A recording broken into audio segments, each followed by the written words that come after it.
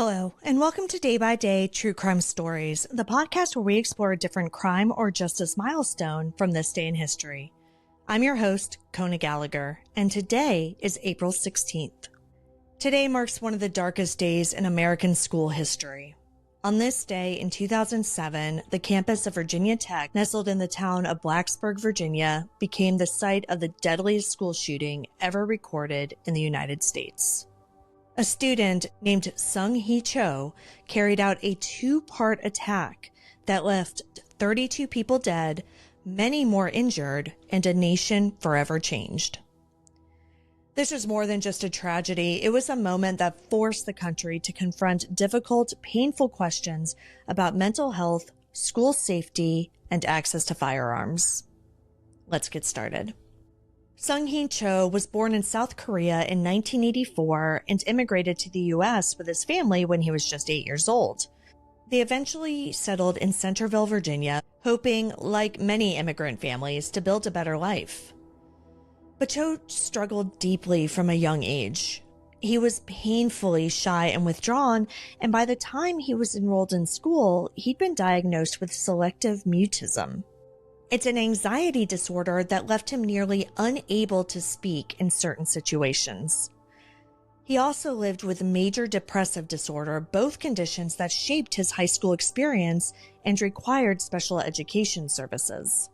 In high school, Cho was reportedly bullied and socially isolated. His writings raised red flags even back then, and at one point he wrote about wanting to repeat Columbine, which led to psychiatric intervention.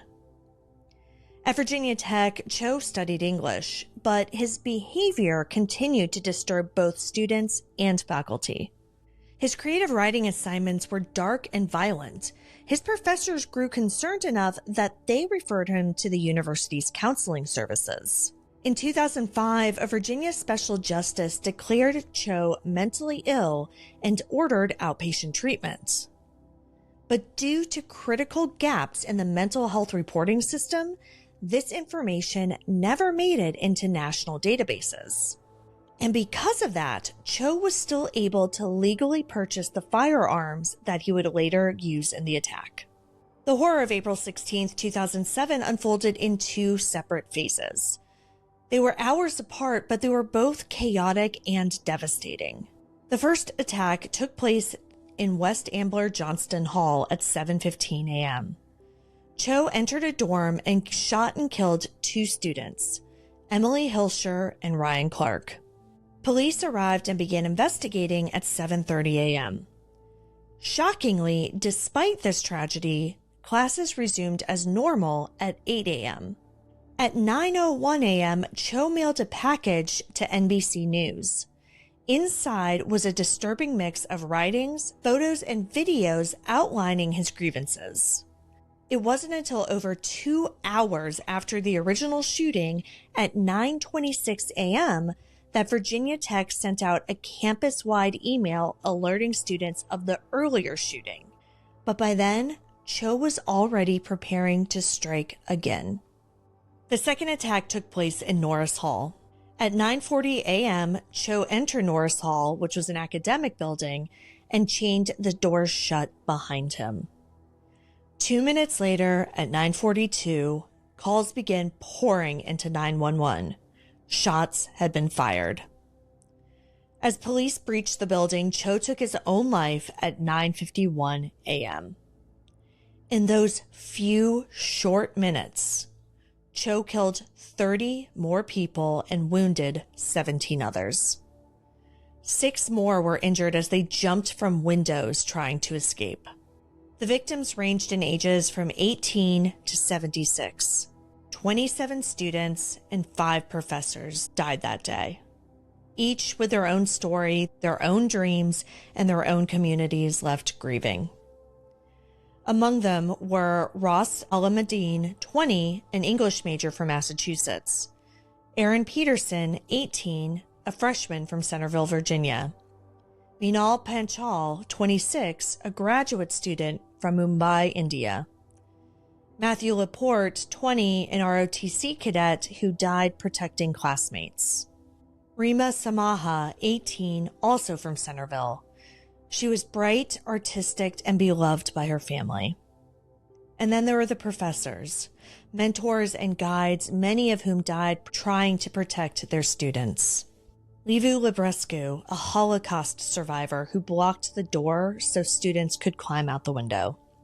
Kevin Granada, a biomechanics expert who ran toward the sound of gunfire to help. Jocelyn Couture Nowak, who taught French and was known for her warmth. Every name on that list mattered, as did everyone who died or was injured on that day. Every loss rippled through families, through classrooms, and through an entire nation. In the weeks that followed, the grief was overwhelming, but so was the resolve to make sure that this never happened again. One of the most critical revelations was how Cho's mental health status, even though it was court-ordered, was never entered into the federal background check system. That loophole allowed him to legally purchase 2 semi-automatic handguns. In response, Virginia's governor at the time, Tim Kaine, issued an executive order to fix the reporting gap. And later that year, Congress passed the NICS Improvement Amendments Act, aimed at strengthening federal background checks for gun purchases. Another major failure that day was communication. There was a 2-hour delay between the first shooting and the university's warning email.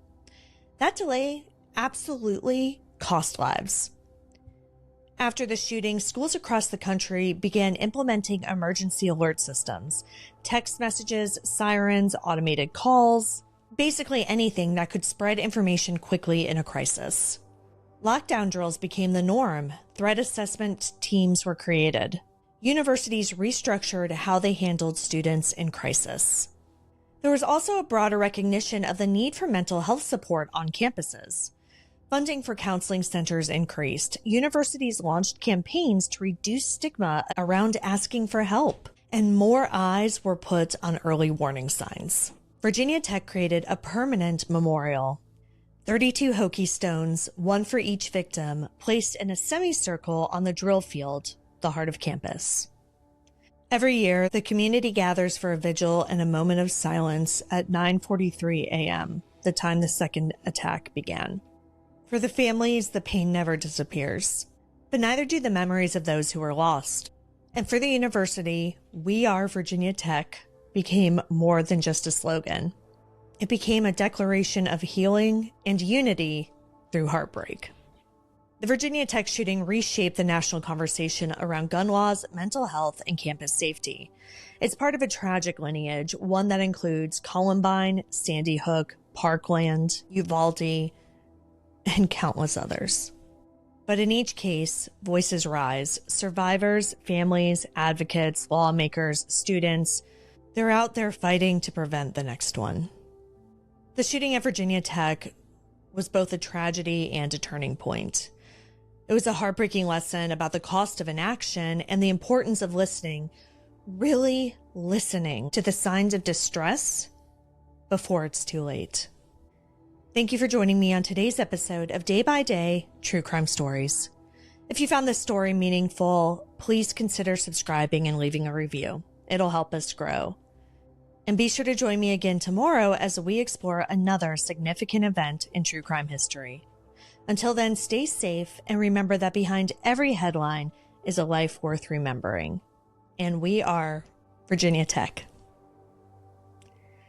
Day by Day True Crime Stories is a Little Monster production. Hey, you can do it!